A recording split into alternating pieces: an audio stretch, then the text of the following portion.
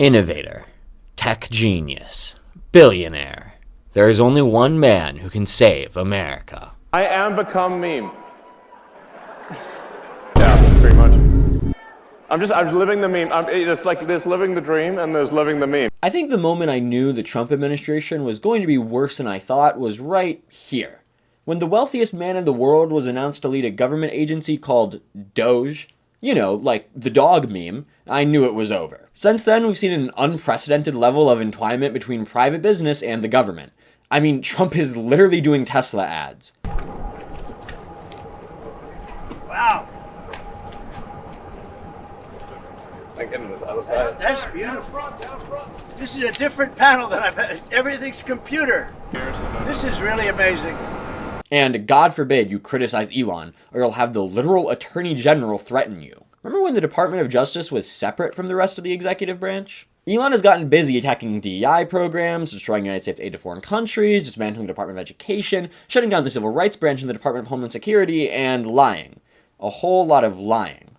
All the while, he continues to be one of the most prominent faces of the second Trump administration, arguably just as important as Trump himself, despite not a single person casting a ballot for him. Elon Musk is doing this in the name of eliminating waste and fraud from the United States government, which he has yet to really be successful in doing. But along the way, he's doing extreme damage to American institutions. The termination of employment for important executive branch employees is going to echo in this country for generations. But beyond that, his actions are having devastating consequences around the world. So, let's talk about the Department of Government Efficiency, or DOGE. The government institutions that they're wrecking, the attack that they're trying to hide on Social Security, and how it is truly destroying America. Part 1. How did we get here? Do you guys remember when Elon Musk was woke? Keep in mind, Elon's main claim to fame was Tesla, an electric vehicle company who was innovating in the fight against climate change. What happened? Let's go back to 2022, where things really start to go wrong. Elon Musk, after playing around with the idea for a considerable period of time, attempts to back out of buying Twitter but is legally forced to go through with the purchase. This action will have consequences later. Elon begins to absolutely destroy the website here, and in May, he used the platform to announce that he would be supporting the Republican Party that November.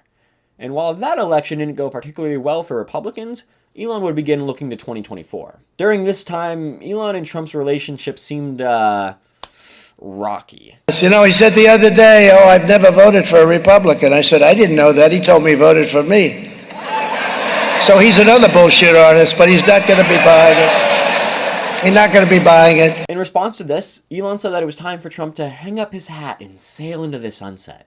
He also correctly pointed out that at the end of Trump's term, he would be 82, which in his words, is much too old to be the chief executive of anything, let alone the presidency of the United States. Flash forward to 2024, and Elon claims that he wouldn't donate any money to either candidate for president. Anyways, he donates $300 million to the Trump campaign. After Trump's victory, it was announced he and Vivek Ramaswamy will lead the new Department of Government Efficiency. But after Vivek got into an argument on Christmas with a bunch of racists on Twitter, where he called Americans lazy, which, to be fair, was very funny, Elon and the rest of the Doge team seemingly forced him out. With that, Elon remained as the sole head. By the way, $300 million is nothing for a guy with wealth like Elon. It's only like 0.1% of his total wealth. After Trump's inauguration, which went off without a hitch, Elon has gotten busy destroying the government. Part 2. Lies and the lying liars that tell them. Elon Musk is not a trustworthy source. No one in the Trump administration is. I mean, a few weeks ago, Tulsi Gabbard perjured herself in front of Congress saying that the infamous Signal group chat didn't have any classified information. And we all know how that turned out. One of the first claims Doge made was that $50 million worth of condoms were being sent to the Gaza Strip. It was the perfect story to demonstrate the failures of USAID, an excessive amount of money being sent on a silly item going to a country run by a terrorist organization. The problem, of course, is that it wasn't true. When confronted about this, Elon defended himself by saying, Well, first of all, some of the things that I say will be incorrect. All right, Elon, let's take a look at some of those incorrect things you said. The government paid Reuters for its social deception. Lie. The funding was going towards the research branch to fund defense against social engineering attacks. The government spent $8 billion on a DEI ICE contract. Lie. In reality, it was $8 million. You know, smaller by a factor of 1,000. Also, only $2.5 million was actually spent on the contract in the first place. USAID funded sponsored American celebrities' trips to Ukraine, such as Ben Stiller, Angelina Jolie, and Sean Penn. Lie. So much of a lie that Sean Penn is now threatening to sue for defamation. Oops. The list goes on and on. Open Elon Musk's Twitter and you'll see countless tweets of him claiming that federal judges are receiving funds from NGOs, or that 40% of calls to Social Security are fraudsters, or that gold might have been stolen from Fort Knox, all without evidence. Well, first of all, some of the things that I say will be incorrect. Many libs are complaining about Elon Musk exposing their waste, fraud, and abuse, but none of them have accused him of lying. Hold on a second. I am. At this point, I don't believe anything that Elon Musk, or DOGE, says. If they make a claim that they found fraud, I just assume that they're lying like they've done over and over again. Understand the tactic here. Make absurd allegations about government waste and spread them across social media. Downplay any corrections, make more absurd allegations, and then use this made-up legitimacy to attack programs that are actually doing good for the world and for the United States. The $50 million spent on condoms to the Gaza Strip was used as an excuse to attack USAID, whose purpose is to promote United States interests abroad, but also saving lives. One of their key programs, PEPFAR, which provides treatment for AIDS across the globe, remains under attack by the Trump administration and DOGE. The proposed cuts could lead up to 3 million deaths within the next 5 years alone. This is just one of the many ways that USAID saves lives, which Elon seemingly doesn't care about in his quest to destroy the government. USAID was an easy target for DOGE. Foreign aid is at the top of the cutting block for most Americans when you ask what government programs to cut, but it's also important to note that the average American thinks we spend 40% of our budget on foreign aid, when in reality, excluding Israel and Ukraine funding, which came later, we spend about 1/5%. And again, that money saves lives. Beyond just USAID, DOGE has gotten bold cutting more popular programs. The Department of Education has been completely scrapped.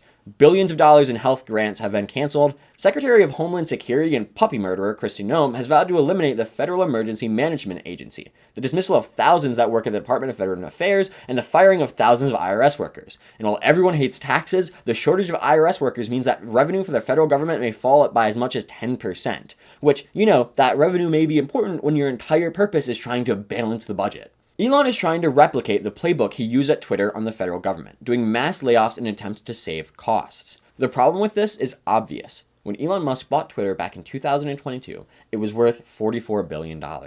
After Elon acquired it, Twitter dropped 80% of its value.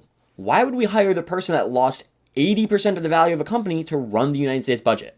If the United States lost 80% of its GDP, it would be the worst depression we've ever seen. Now, Twitter has reportedly recovered this gap in the subsequent 3 years, but only because Elon is now the shadow president of the United States. Otherwise, its value would still be in the dirt like it was in October. But federal layoffs, USAID, the Department of Education, this is all small potato stuff compared to the biggest programs in the government. If Elon wants a balanced budget, he's going to have to attack some big programs, some popular programs, the untouchable programs. Part 3, Social Security. Elon Musk claims that he doesn't want to cut Social Security. In fact, he claims that What we're doing will help their benefits. Legitimate people, as a result of the work of DOGE, will receive more Social Security, not less. I want to emphasize that. As a result of the work of DOGE, legitimate recipients of Social Security will receive more money, not less money. he's lying.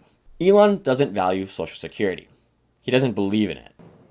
Like, you could run a real pyramid scheme. Well, I mean, the government's one big pyramid scheme, if you ask me. Yeah, well, you can tell me better than anybody. Social Security is the biggest Ponzi scheme of all time. The idea that Social Security is a Ponzi scheme is nonsensical. No one is profiting off of Social Security existing, it's able to adjust its funding, and it's not fraudulent. Social Security operates by transferring money from the workers of today to retirees, ensuring that seniors don't retire without any savings. Elon is either convinced of the fact that Social Security contains massive amounts of fraud, or more likely, is directly lying. Elon Musk and now Donald Trump like to claim that there are tens of millions of people over the age of 100, likely dead people, receiving checks from Social Security. In reality, they're at most 90,000 over the age of 99 receiving checks. Where are they getting this idea that there are tens of millions of dead people getting paid? Well, because it is true that in the Social Security database, there are tens of millions of people over the age of 100 who have no known record of death. The people at DOGE are not the first people to notice this, though. This has long been an issue, but it hasn't been addressed because almost none of them are actually receiving benefits. And while we should address the minimal Social Security fraud that is going on here, it only makes up about 1% of actual Social Security payments. Elon and DOGE as a whole are purposely manipulating this statistic about dead people not having listed deaths to lie about there being widespread Social Security fraud. This is something that is so easy to fact check, something that the Social Security Administration reportedly tried to explain to DOGE, but they continue to push this lie. Why? Well, like pointed out a minute ago, Elon believes that Social Security is a Ponzi scheme. If you were worth billions of dollars, you also probably wouldn't understand the concept of Social Security being a pillar of retirement. But Elon is a representative of the Trump administration, and it seems that at least someone there understands how popular Social Security is, and having a tech oligarch running around calling it a Ponzi scheme might be detrimental. So, what do you do? Well, as Trump pointed out, So he's another bullshit artist. maybe claim that there are tens of millions of people receiving Social Security checks through fraud and use this as an excuse to start attacking the key institutions of the Social Security Administration. This way you can claim that, really, you're going to make Social Security payments higher for everyone, while actually cutting benefits for real people in your quest to balance the federal budget. Surprise, surprise, we're already seeing this happen. DOGE has already cut the phone services for Social Security issues. They're laying off workers and they're closing down offices. Let's talk about the phone services, though. Think about your parents or grandparents or even great-grandparents. I mean, I don't know how old you are. The elderly famously don't have a strong understanding of the internet or how computers work. Without phone services, their only option is to go in person. And if they're especially old or disabled and don't have a family member or worker that can take them, they're screwed. I mean, the Secretary of Commerce is already talking about how people might start missing Social Security checks. Let's say Social Security didn't send out their checks this month. My mother-in-law, who's 94, she wouldn't call and complain. She just wouldn't. She'd think something got messed up, and she'll get it next month. Yeah. A fraudster always makes the loudest noise, screaming, yelling, and complaining. Yeah, man, I'm sure your mother-in-law wouldn't mind if she missed a Social Security check because she has a family member worth $2 billion. For, literally everyone else, those retirement checks they earned might come in handy. Also, considering how much the stock market has been falling lately, it seems like Social Security might come in handy if your 401k isn't delivering. And obviously, this doesn't end at Social Security. Republicans have already hinted about cutting Medicare and Medicaid. And based on this already described behavior, it doesn't seem like they have any strong principles against this. Part 4. The Destruction of America. The title of this video is a strong claim. I'm not going to act like DOGE is the only thing wrong with America right now. Obviously it isn't. But the actions that they are taking are destroying the bedrock this country is built on.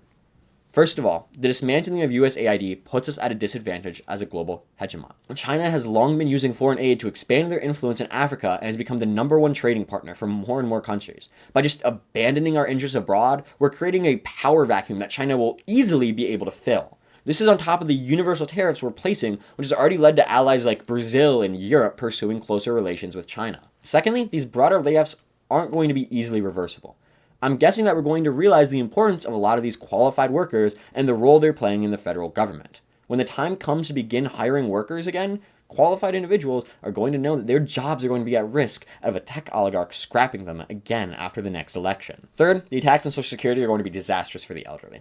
Social Security has long been considered the third rail of American politics because of how important and popular it is. And now you have the closing of offices as Elon makes this attack through the claim that there is widespread fraud throughout Social Security. Fourth, the idea that a billionaire has the ability to just spend $300 million and then become one of the most powerful people in the government is just insane. This, for a tech billionaire like Elon Musk, is virtually nothing. And with Mark Zuckerberg owning Instagram and Facebook and Jeff Bezos seemingly interested in acquiring TikTok, they're increasing their influence in short-form news and entertainment content. The ability to control key aspects of the government on top of that is going to be detrimental for America. Fifth, there shouldn't just be a department that destroys government agency after government agency and directly spreads lies and misinformation to the public. Elon Musk has lied over and over again, whether it be the $50 million worth of condoms or the federal judges are receiving funding from NGOs. This isn't normal. This administration won't last forever. Hell, there's rumors that Trump is considering having Elon step down from DOGE. But whether it be the Department of Education or FEMA or USAID funding, the impacts from this are going to be long-lasting. Even if Elon steps down, this broad mission of the Trump administration to cripple the federal government is going to continue. And as long as Republicans control the House and Senate, it doesn't seem like there is an appetite to stop him. For now, all you can do is watch what they're doing and wait for the elections in 2026.